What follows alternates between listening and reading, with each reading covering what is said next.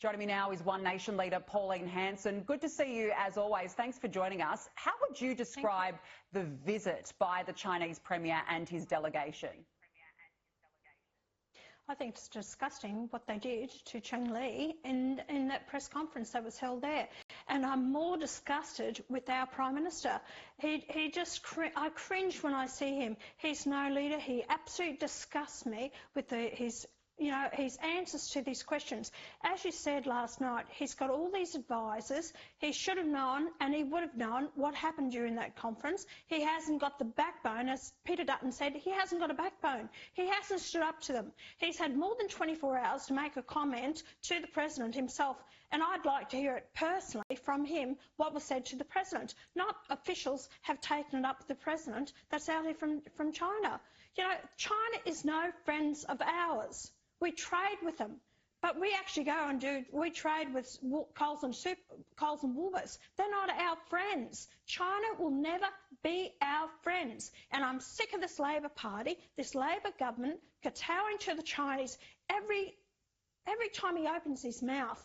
You know, these aren't friends of ours, of how they dealt with our divers, with the helicopter, with the closing of the sea, that you can't go in their waters. We have just kowtowed to them so much, and it sickens me to see this Prime Minister. He is so weak, lily-livered Prime Minister that doesn't answer the people, and he kowtows them all the time. It sickens me. And the thing is, you know, it's good that relations are at a level where they haven't been in years, but as you said, there have been so many issues, particularly over the last 12 months, and we've got a situation where it just feels like China has Labor over a barrel, and you've got the Prime Minister saying that the incident with Cheng Li was clumsy. That was all he could come up with. That's exactly right. Look at the Belt and Roads, what Daniel Andrews wanted to do with it. With them, it was the coalition that stepped in there. We passed it in Parliament. They couldn't just, take over and do these deals with China. As I said, China is in a situation, they're the most, growing, most powerful country within the world. And we are, just at their doorstep.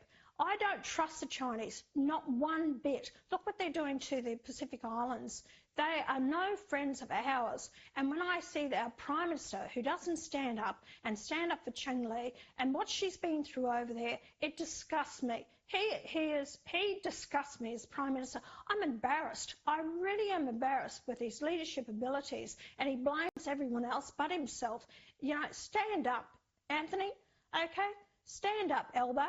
Right, speak up to the Australian people. You talk to the President, not your officials. You stand up for the Australian people.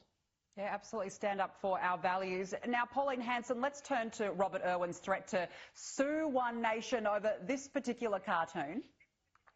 G'day, I'm Robert Irwin. The Queensland government's given us a disgusting amount of money to show you the state of Queensland. We've got some of the best beaches in the world right here in the state of Queensland. Isn't that right, Blue? Oi, you dog! What are you doing on my land? This is native title. We've got exclusive use. No white fellas. This must be the line for Warner Brothers Movie World. No, this is a rental inspection for a one-bedder in Rockhampton. My mistake, Bluey. Every time I've seen it, I've laughed every single time. And I've got to say, all this publicity's done wonders for the video.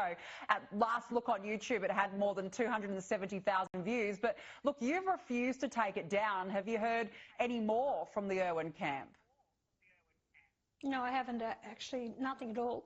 And as an independent defamation lawyer said, there's no case here. There's not defamatory. I didn't go out there to actually have a go at Robert Irwin. I'm having a go at the Labor government in Queensland. The state of this state is just horrendous. Youth crime, Aboriginal ownership over our beaches, now just been ownership over some land, native title that's been granted to them. The escalating crime. Hospitals are in hell of a mess. The roads are in a mess. And I'm targeting the Queensland state government. It's got nothing to do with Robert Irwin. And, I wish he'd just lighten up, forget about the whole damn lot, and just work with me, because we're proudest Queenslanders. Let's do what's right for the people and for the state. Yeah, absolutely. But I've got to ask, though, do you think that satire is dead? It just appears that everyone is offended by the most minute things these days, including this video. Not if I've got anything to do with it, Danica. That's why we put out 85 episodes of it and people are loving it. And you know what? On Twitter, it's reached 5 million views and it's gone international. So the fact is, no, satire is not dead. Let's stand our ground, and that's what I'm doing. And to hell with everyone else, because I'll keep putting my point across. You're spot on, as always. Now, look, you raised this before, but there's been a huge, massive title ruling for the Sunshine Coast. It covers more than 350,000 hectares within 8 local government areas. Now, an Indigenous group has been recognised as the native title holders. You've been warning about this for some time. Do you think this now opens the floodgates for further claims?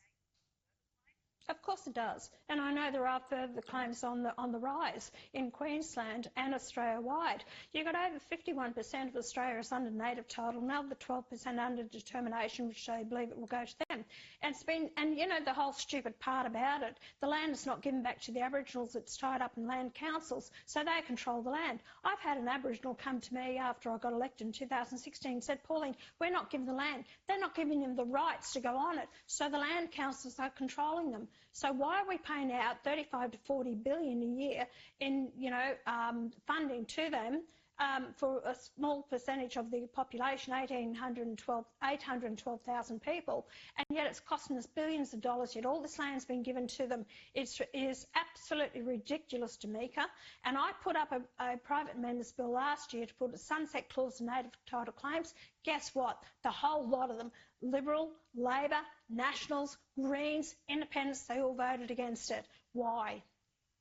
A really good question, and unfortunately it's unsurprising, isn't it? Pauline Hanson, good to speak with you. Thanks so much for joining us this evening.